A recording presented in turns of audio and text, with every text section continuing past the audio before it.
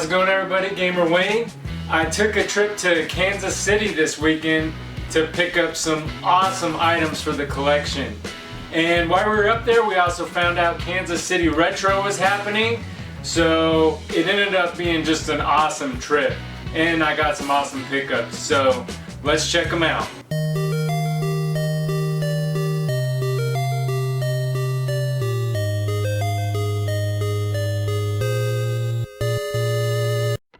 Alright, since my audio got messed up, we're here at Buddy's Furniture to get our first pickup of the trip. The main point of the trip was actually for a kiosk, but this just happened to be on the way. A Nintendo PlayStation sign. Although we were here just for the sign, we found out he had some other stuff like a modded Dreamcast. He had a Dreamcast memory card still new in the box. There was a Japanese N64 in there that was modded to play US games. So we started looking through the other stuff too, and we ended up picking up some of his other stuff as well. After we finished rummaging through his stuff, we finally pulled the sign out to take a look at it. This was a Toys R Us sign. It had PlayStation on one side and then N64s on the other side. And you just don't see these pop up that often, so it was really cool to find one on our way to pick up the kiosk. I pay him for the sign and we got our first pickup of the trip, and I am shivering. And yes, I'm wearing shorts. I had no idea how much colder it could be just a few hours north of where we started out at. Get the sign loaded in the truck and continue on our journey. I started the journey off in Little Rock, Arkansas. We're in Joplin, Missouri. This is where the sign was. And it just so happened to be on the way to Kansas City, where we were headed to get the Switch kiosk. And before we continued on to Kansas City, we found this place called Gold Digger's Pond. We had some extra time, so we figured we'd stop a couple places on the way up there. We weren't in any kind of hurry. At first we're looking here and it doesn't seem like there's going to be anything good. Bunch of sports games for PS2, PS3, nothing really interesting.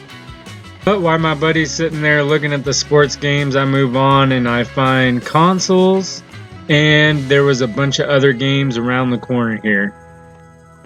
I ended up finding some PS2 games here. They were $5 each.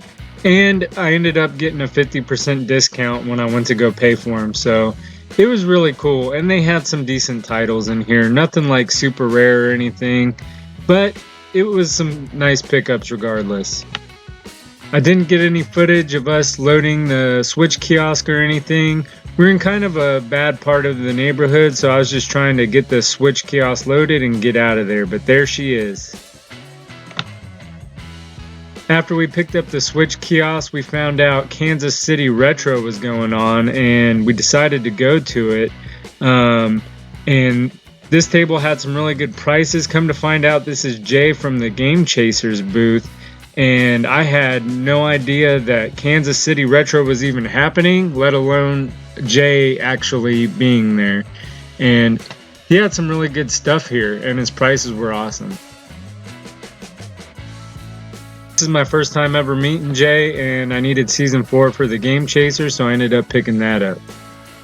The Gaming Historian was also here, but because we took our time getting up here, we only had an hour and a half left in the convention, so I was trying to make my way around and see as much as I could before it was over. I also didn't get a lot of footage because I was in a hurry. A lot of vendors were already cleaning up by the time we got there. They had a lot of cool stuff at this convention, but I had already just bought that sign and the kiosk, so I was low on funds and low on time. And my buddy found a PS1 kiosk as well. It's a tabletop kiosk, and I just had to have it. Yeah, I love the sign, but he also had some complete in box Super Nintendo games. And then he got this kiosk, and we ended up doing a trade because I'm just into kiosk right now, and I had to have this kiosk. We ended up staying the night in Kansas City, and on the way back, we stopped through Joplin again and ended up finding a store called Gameco that we checked out.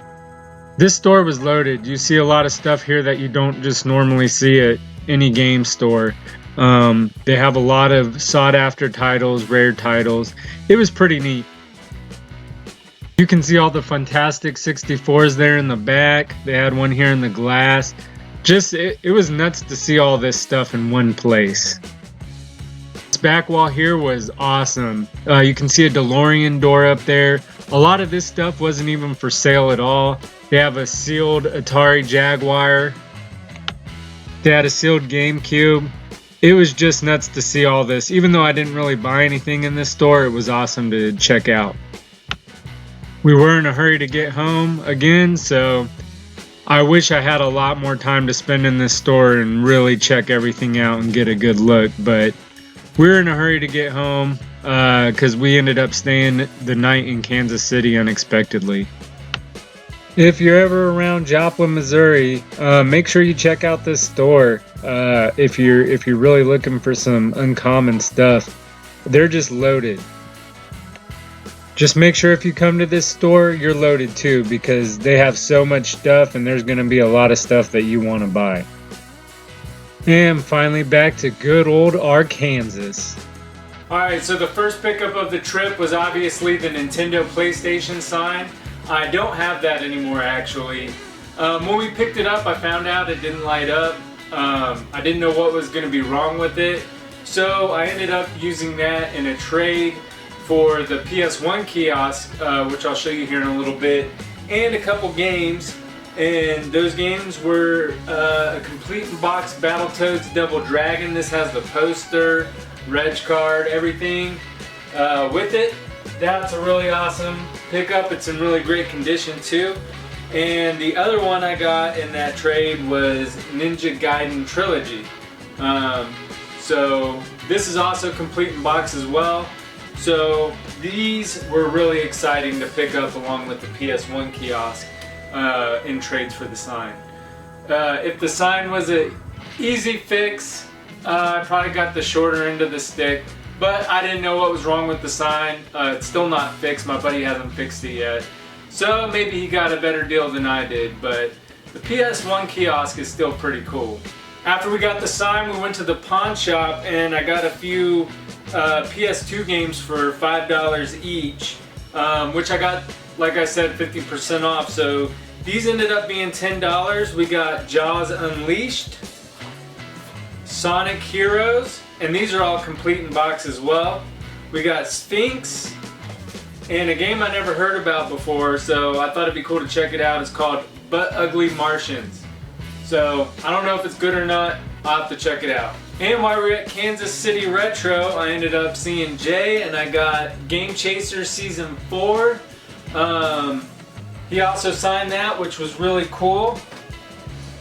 I also got from him this loose Super Nintendo cart holder, which is in really nice condition. Obviously I collect complete in box, but sometimes I have extra loose carts or whatever, I'll just throw them in there. Or I have like some really minty games, boxes that I don't want to sit there and open. I'll probably just get another loose cart for that, stick them in there so I can just pull that out and play that game.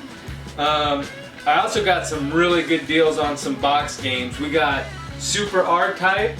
Now this doesn't have the manual, but for $20 I wasn't going to pass it up.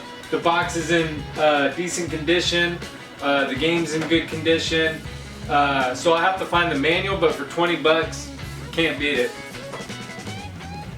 Another one I got a good deal on is Joe and Mac. Now this is complete in box, and I got this for $55, so that was a really good deal for this. Especially it's in good condition. I think these usually go for around $100 if I'm not mistaken. Terminator 2, that was marked at $25. I got this one for $20 as well. All those were from the same vendor as well as this one. I've been wanting this one box for a long time. This is Guerrilla War. Again, this one doesn't have the manual either, but it was a really good deal. I don't remember the exact price, but I know it was a good deal. So I ended up getting Guerrilla War for NES box. Alright, and here is the Pepsi PlayStation 1 kiosk. Now this is just the pod for it. PS1 console goes in here. It has a really long cord. It's even got the original instructions in here and the tool and like how to set up the TV and the stand and everything all together. I had to have this thing, man. It's cool. I'm gonna build the base, Pepsi base for it, and throw a console in there. Find the proper TV or a TV that fits on the top of it, and then I'll have a pretty neat PlayStation 1 kiosk. I'm pretty excited about this thing. This thing with the games is probably not worth as much as the sign is, but I didn't pay full price on the sign either, so I just kind of pretended that I was buying this instead of the sign, because I would personally rather have this. I didn't know how I was going to hang that sign up, and I didn't even know how much work it was going to take to fix the sign. And this is how the whole trip started. This Nintendo Switch kiosk. I ended up finding a TV to put on it. The lights on the side here and the trans light did not work, so I ended up going to get the LEDs to make that work. And I accidentally bought the warm white lights, so that is why it's not bright like the bottom Nintendo sign. But no worries, I am gonna go get the proper cool white lights to put in here. And the artwork is already on the way. I don't know how that piece broke, but the artwork is gonna cover that up and it should look okay. If not, I do have the broken pieces that I can glue on there. And then once I get the artwork, it's just gonna look awesome. But other than that, this kiosk is in excellent shape. Right now I have my Smash Brothers Switch loaded in there with the Joy-Cons. Now this piece here is missing. This is the Pro Controller mount right here. So I plan on making a custom one if I can't find one to buy. At least a custom one until I can get one to buy. And so this cover came with it. There used to be a demo pad here on the end, but they stopped using them. But if you look back there, you can still put a bracket in there and put the tablet in there for the demo unit. But they weren't using it for this one, so that's why this cover's on there. Here it is with the TV on. I actually have my Smash Brothers Pro Controller too. So yeah, I can just play games right here on the Switch kiosk. I actually got Mario Odyssey loaded in there right now. I've been wanting to play through the game again, so I'm gonna play it right here. It's gonna be cool. Alright, well that's it for the pickups this weekend in Kansas City game chasing. Let me know what you think of the pickups in the comments below. Also make sure to leave a thumbs up for the Nintendo Switch kiosk. Until next time, I'm Gamer Wayne, and thanks for watching.